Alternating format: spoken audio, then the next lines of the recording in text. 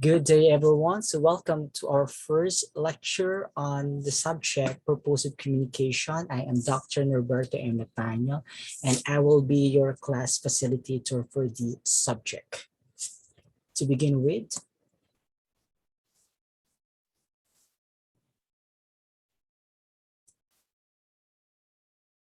can you exist in a world without communication? Can you live with it? Okay. How would you picture yourself dealing with life in the situation wherein you cannot exist without communication? Yes, you have brilliant ideas, but you cannot share it with others.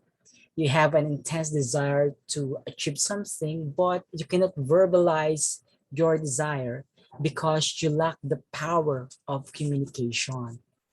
Indeed, you would feel useless and think that life would not be worth living. And that is because of the absence of communication. Can you imagine that kind of life wherein there is no communication at all among us? For this lecture, we'll be discussing first the nature of communication. Although in your senior high school, you have heard several times about the different elements of communication. But as a review, we all know that the communication has different elements that underwent to a different process. Among these elements are the source, the channel, the receiver, the feedback, and the noise, which we commonly known as the sender, message channel, and receiver. But for this subject purposive communication, we will not be only just looking at this element as how the sender sends the message, how the sender constructed the message, how the sender utilized the channel in order to transmit the message, and or on how the receiver receives the message, or how the receiver made his or her feedback as a response to what the sender had said. We will not be dealing on that anymore, but we will be digging into the details on how we can improve ourselves as a good communicator, as a sender of the message,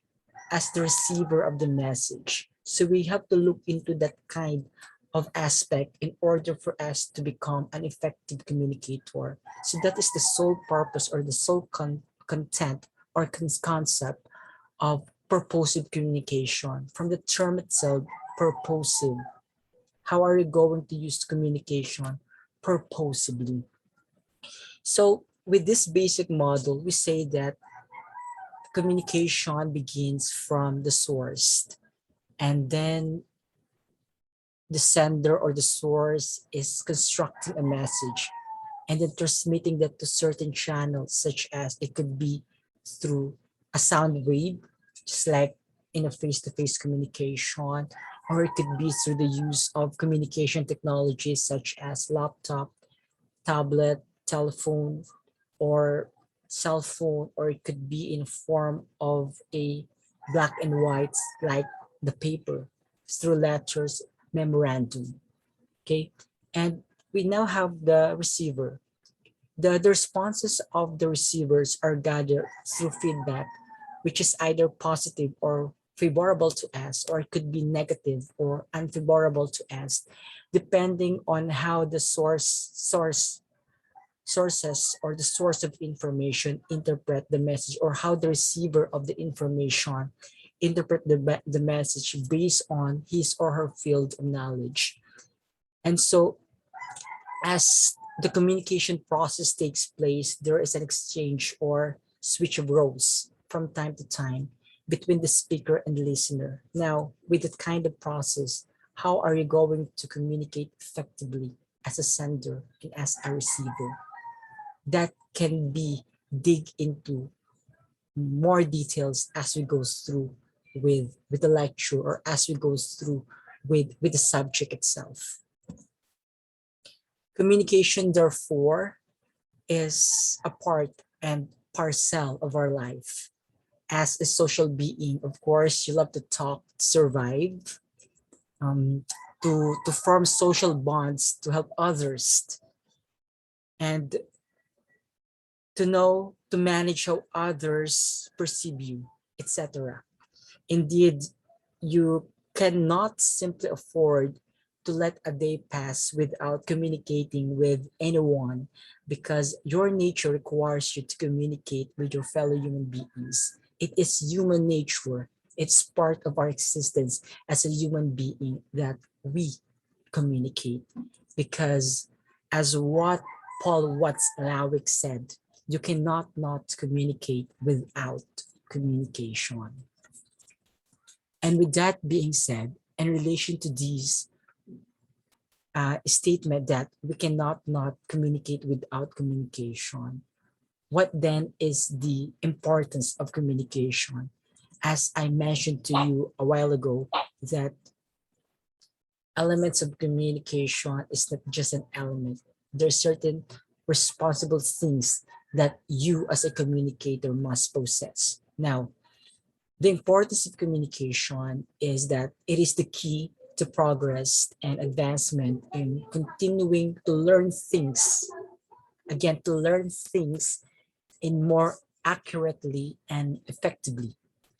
People interact with words that give them pleasure in transmitting information, ideas, and expressing our attitudes. In this way, we as human beings increase our learning and understanding of life. Oftentimes, communication leads to misunderstanding because we have a different views of how we look at things. We have different way of understanding things. And with that predicament, in terms of how we communicate with others, result to misunderstanding, oftentimes resulted to conflict. And you as a communicator, even though it is part of our existence to communicate, there is a responsibility to each and every one of us how to negotiate on how to understand others in order for us to reach the goal of avoiding miscommunication. So we have a responsibility as a communicator to communicate effectively, and also a responsibility to be understanding of others. Then, in order to achieve these, we have to understand the different functions of communication. As you can see there, you see an island, a small island. As an adage says, no man is an island, which is a very popular saying. So we say that human is a social being. Human as one, human as one cannot survive alone for the rest of their lives without people to get along well every day. Uh, the nature of human requires us to communicate with members of our family, friends, and the people in the community whom we could express our feelings, ideas, opinions, and a lot more. Thus, communication is designed to increase our store of information and our understanding of ourselves and the world in which we live in. Um, with the, with communication, we can change people's attitudes. Again, with communication, we can change people's attitudes, beliefs, opinions, and actions. Hence, our ability to communicate should be made clear to everyone involved in our day-to-day activities. So with that introduction of the nature of communication, about the importance of communication, and even functions of communication, already give you a hint of the importance of being someone who can communicate effectively. Because again, from the very beginning, the main purpose of this subject is for you to enhance your communication skills on how you can communicate effectively in preparation to your career as a future entrepreneur, as a future um, future business owners, marketing managers, human resource managers, etc. In preparation when you are not applying for a job. Well, aside from that, your day-to-day activities when you are interacting with others.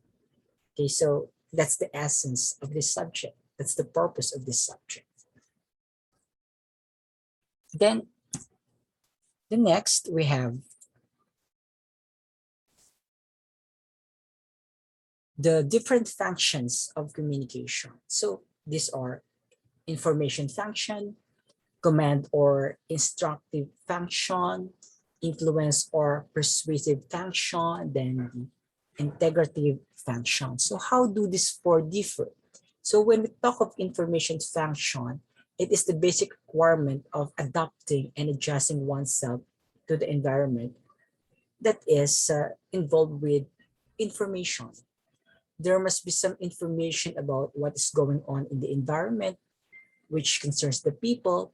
The receiving or giving information underlines all communication function, either directly or indirectly. Basically, the reason why we communicate is we would like to get some information from others. Be that information is just as simple as where do you live, what is your name, um, what is your age. So by just merely opening that kind of statement, then you are already gathering information from the person whom you are talking with. So that's very basic in communication when you are asking for for information with others. The next, we have command or instructive function. So aside from gathering information from other people, we are also using communication in order for us to give command to others. Let's say, for example, when your parents told you to wash the dishes, or let's say, for example, when your parents would tell you to to prepare food, but you don't know how to prepare the food. So you seek for instruction from your parents. So if your parents could not tell you the the the right procedure because your parent is quite have this difficulty on expressing his or her thoughts and ideas when explaining the procedure, then it might lead to your failed attempt of cooking the said dish. Okay, so on the other hand, there are some instances wherein I'm sure you already remember that when you were a child, when your parents would ask you to, can you please buy vinegar, or sometimes they often ask us to buy a garlic, and then when we went to the store, instead of buying a garlic, what we'll be buying is an onion, because we oftentimes have this confusion between the sibuyas and bawang.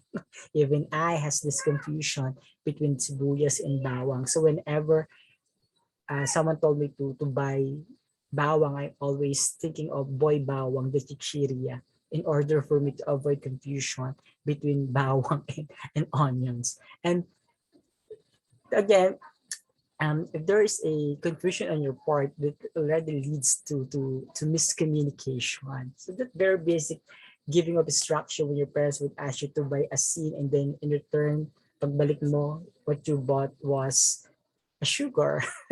Because again, it's because you do not understand it, because you are busy of doing other things. You are preoccupied with other things that leads to miscommunication. So when your parents said, bumili ka ng asin, pagkakarinig mo, bumili ka ng asukal.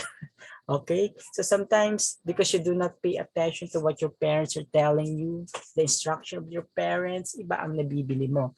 And again, that's the problem with not paying attention or not being focused on the instruction. So the command and instructive functions of communication are more observable in formal organizations than informal organization. But oftentimes kasi we see this in informal organizations pa rin naman. So Next, we have influence or persuasive function. When we talk of persuasion, it's something that would try to influence people, trying to convince you of something. Let's say, according to Berlo, which is a non-communicator, see David Berlo, the sole purpose of communication is to influence people. The persuasive function of communication is to, for example, to induce people is extremely important for extension in changing their behavior in the desired direction. As mentioned earlier, that one of the functions of the communication is that it can lead to changing the attitude, the beliefs, and opinions and actions of a person.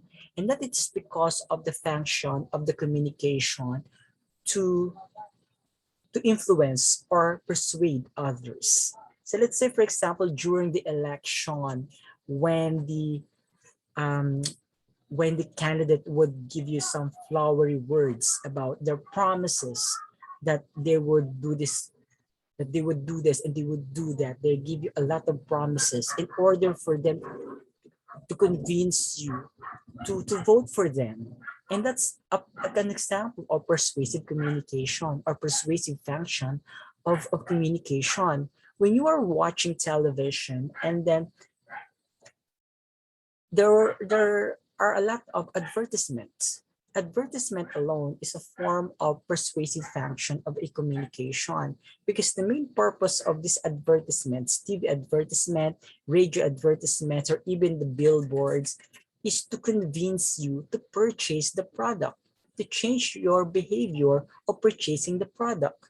Let's say, for example, a known celebrity is confessing that this product is very good, can help you to clean the dishes well, or it can help you to achieve a smooth skin. This can lighten your skin.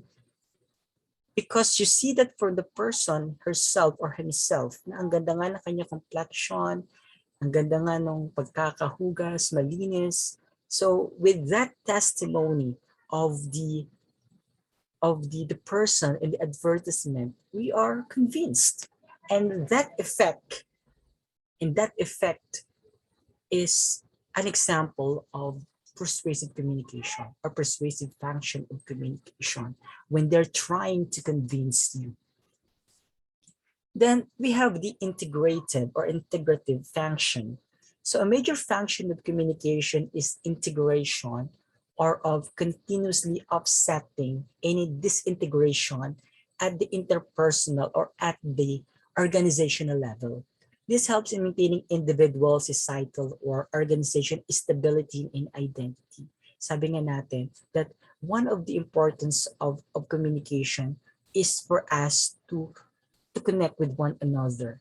So the main function of communication is that to to solidify the relationship of one another. Let's say, for example, in an organization wherein people oftentimes would have this kind of grapevining. When we talk of grapevine,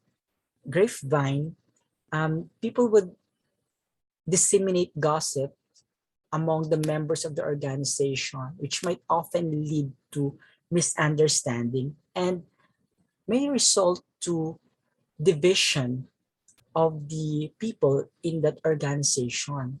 So the purpose of integrative function in communication is to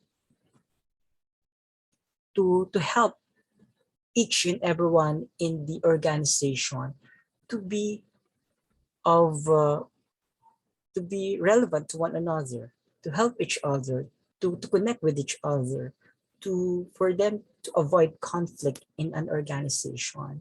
So if the cause of the misunderstanding or conflict in the organization is miscommunication, then communication is also a tool for them to connect again. Okay? So, diyan papasok ngayon, halimbawa si HR, pinagharap-harap lahat ng mga taong involved doon sa issues within the organization, then they will talk about on how to resolve the problem.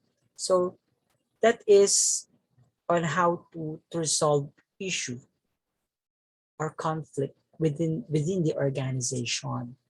And again, just like what I've mentioned here, it helps in maintaining individual, societal, or organization stability and identity. Because if people inside the organization or people inside the community do have conflict with one another, it breaks the relationship with each other, which may result to the fall of the said organization.